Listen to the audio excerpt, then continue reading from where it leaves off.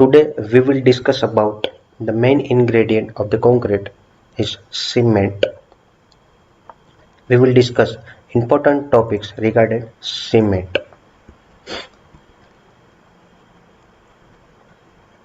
First of all, we will discuss the oxide composition of cement. You can see in the table the main raw material of the ordinary Portland cement are lime, silica, alumina, iron oxide, magnesia, alkalis and sulfates. These raw materials will affect to the property of the ordinary Portland cement. So it should be correct proportion in the cement composition. So you can see in the table the lime content should be 60 to 67 percentage, silica content should be 17 to 25 percentage, alumina should be 3 to 8 percentage, iron oxide should be 0.5 to 6 percentage, magnesia should be 0.5 to 4 percentage, alkalis should be 0.3 to 1.2 percentage and sulfate should be 1 to 3 percentage. So if this proportion will change, so there will be effect to the physical property of the cement.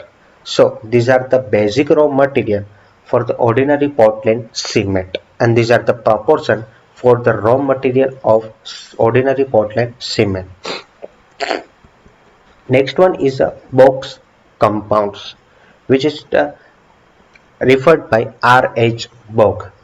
So earlier we discussed the oxide composition of the cement, but major compounds we can refer by the R.H. Bock. So there are the mainly four types of the box compounds you can see in the table. First one is a tricalcium silicate, known as a C3S, dicalcium silicate C2S, tricalcium aluminate C3A, tetracalcium aluminum ferrite C4AF. So it should be ranged by the weight of mass in the cement. For example, tricalcium silicate, it should be 30 to 50 percentage by the mass in cement.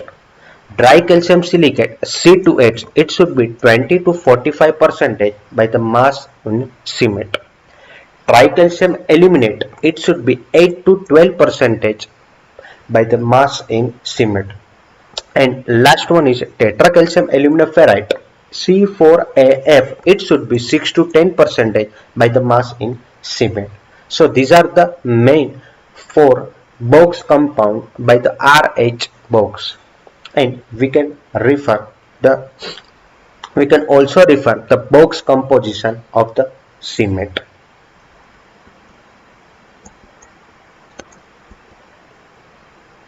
Properties of the box compound.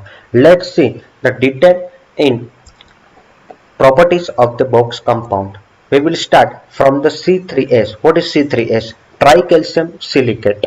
It is the responsible for the early strength. Remember that the C3S is responsible for the early strength.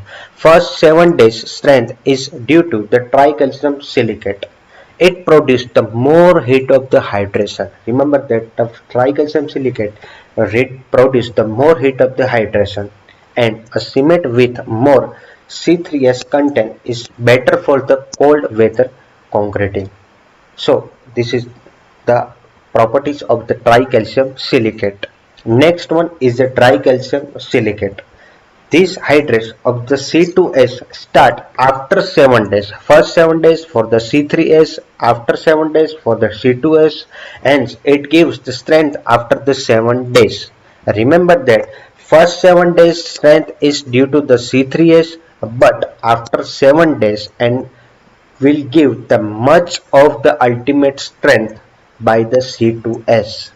So it is the responsible for the later strength of the concrete, and it produced the less heat of the hydration, and C3S generates more heat of the hydration, C2S produces the less heat of the hydration, C3S for the first 7 days strength and C2S which will effect after the 7 days.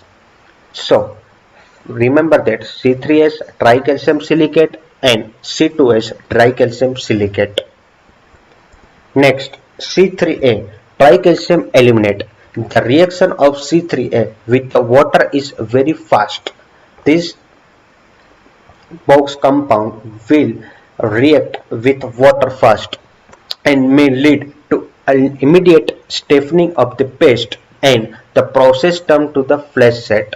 Remember that the process of cement manufacture, we were adding the gypsum 2 to 3% for preventing the flash set. So hydrated C3A do not contribute to the strength of the concrete. C4AF tetracalcium aluminum fluoride. So C4AF hydrates rapidly.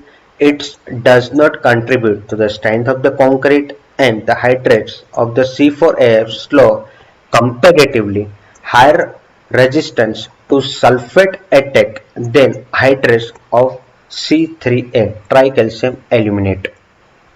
So these are the basic property of the box compounds. Remember, first one is a tricalcium silicate C2S, second one is a C3S tricalcium silicate, third one is a C3A tricalcium aluminate, and fourth one is a C4AF. These four compounds, four box compounds.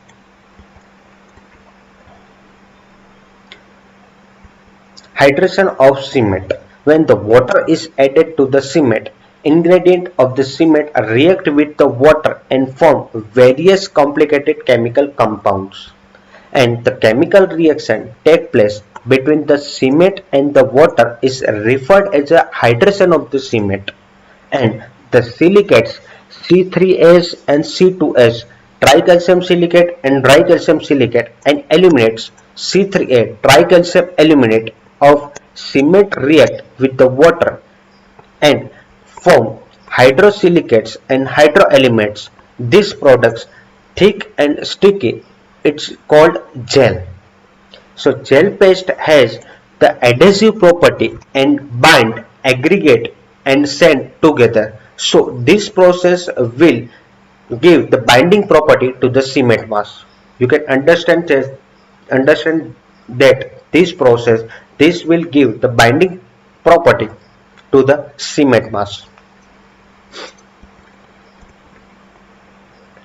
Water requirement for the hydration.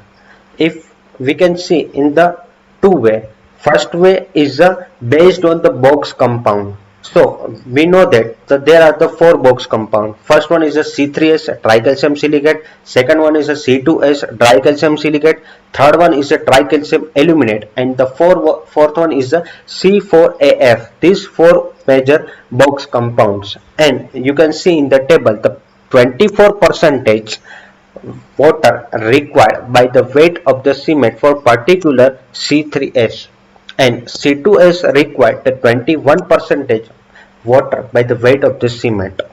C3A required the 40% by the weight of the cement, and last one is the C4AF required 37% water by the weight of the cement.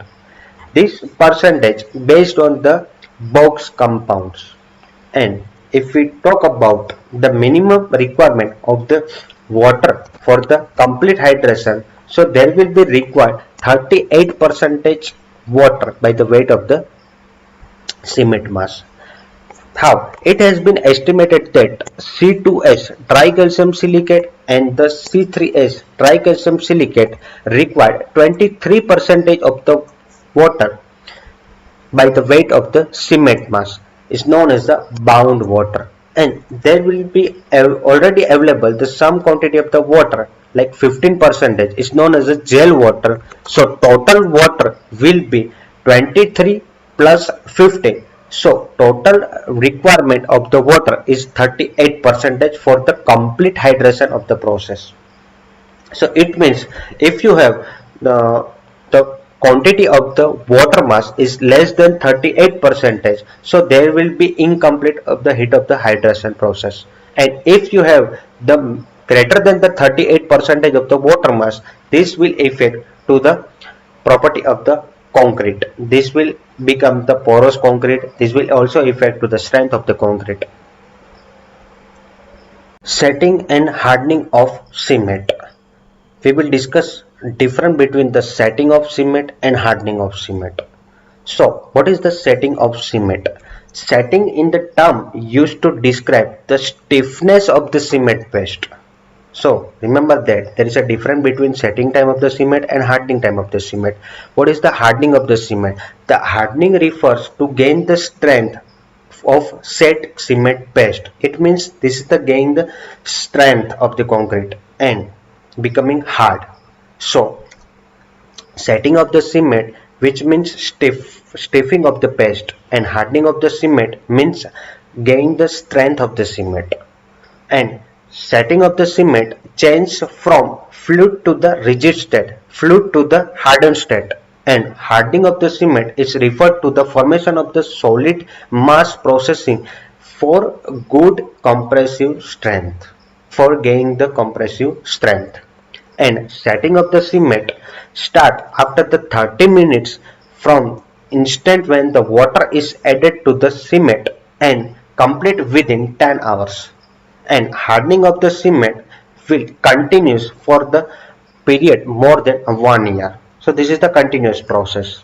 And setting of the cement, for the setting of the cement, initial setting time and final setting time test are conducted.